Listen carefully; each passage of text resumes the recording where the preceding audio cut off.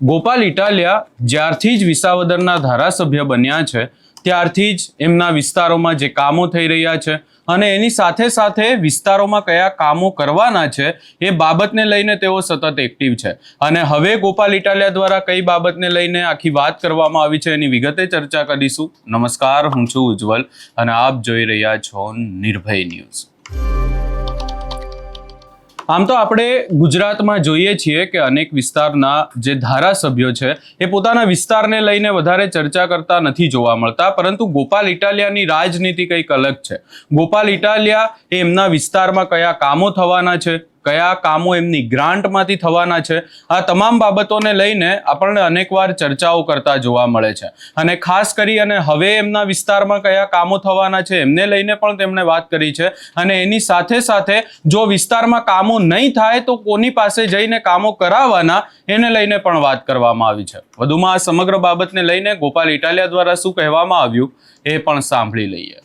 નમસ્કાર, હું ગોપાલ ઇટાલિયા.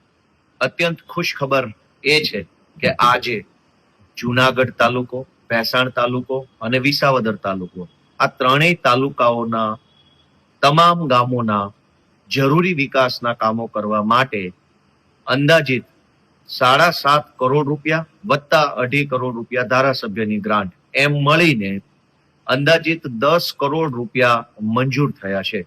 આજે રાજ્યના શિક્ષણ મંત્રી અને જુનાગઢ જિલ્લાના પ્રભારી મંત્રી શ્રી ડોક્ટર પ્રદ્યુમ્ન વાજા સાહેબની અધ્યક્ષતામાં જુનાગઢ જિલ્લા આયોજન સમિતિની ઓનલાઈન મીટિંગ મળી હતી.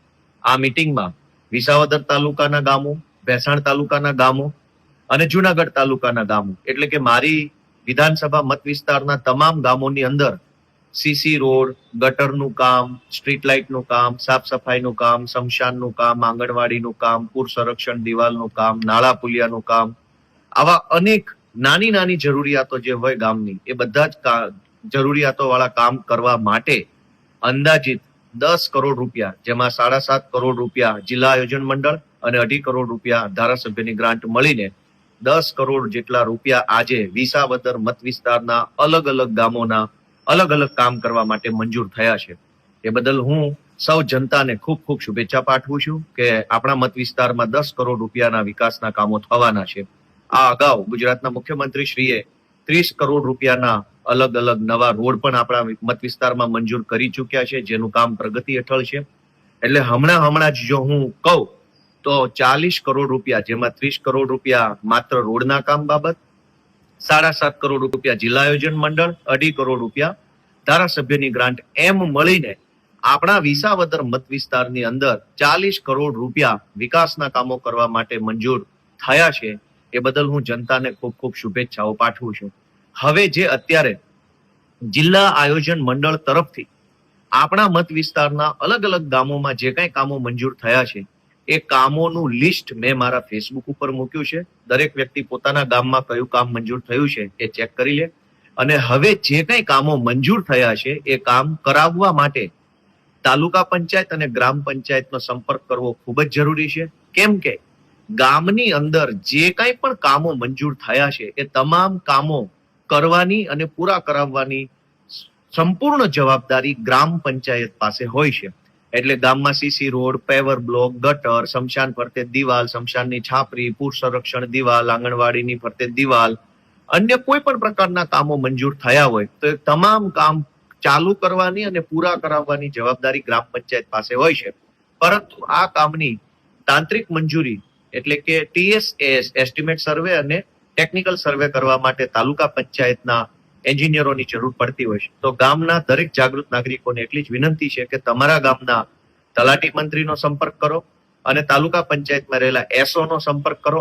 SO આનો સંપર્ક કરવાથી તમારા ગામના કામો ચોમાસા પહેલા ઝડપથી ચાલુ પણ થઈ શકશે અને જો ગ્રામ પંચાયત અને સરપંચ સાહેબ વ્યવસ્થિત રસ લેશે તો ઝડપથી પૂરા પણ થઈ શકશે. ફરી એક વખત 30 કરોડના રોડના કામો, 7.5 કરોડ રૂપિયાના માળખાકીય વિકાસના કામો અને 2.5 કરોડ રૂપિયા ધારાસભ્યની ગ્રાન્ટ કુલ મળીને 40 કરોડ રૂપિયા વિસાવદર મત વિસ્તારમાં મંજૂર થવા બદલ હું વિસાવદર મત વિસ્તારના સૌ નાગરિકોને શુભેચ્છા પાઠવું છું. જય જય ગરવી ગુજરાત.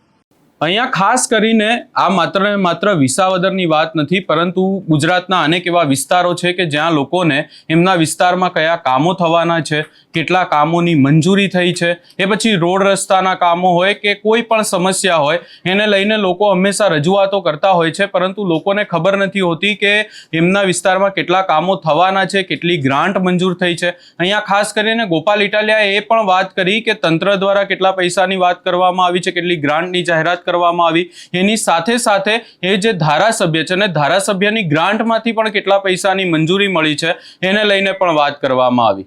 ખાસ કરી અને હવે આ જે આખી વાત ગોપાલ ઇટાલિયા દ્વારા કરવામાં આવી છે, એમના વિસ્તારના જે કામો થવાના છે એને લઈને પણ વાત કરવામાં આવી છે, અને એની સાથે સાથે આ કામો નહીં થાય તો ગોપાલ ઇટાલિયાએ અહીંયા સીધી જ વાત કરી છે કે તમારા વિસ્તારના સરપંચને જઈને વાત કરો, તમારા વિસ્તારના જે તાલુકા પંચાયત, જિલ્લા પંચાયતના પ્રમુખો હોય એમને લઈને વાત કરો અને એમને પાસે જઈ અને રજૂઆત કરો કે આટલા કામો મંજૂર થયા હતા અને કામો કેમ નથી થયા. આ સમગ્ર બાબતે તમારો શું અભિપ્રાય છે એ અમને કમેન્ટ કરી જરૂર જણાવશો ને અમારી ચેનલ નિર્ભય ન્યૂઝને લાઇક, શેર, સબસ્ક્રાઇબ કરવાનું ભૂલશો નહીં.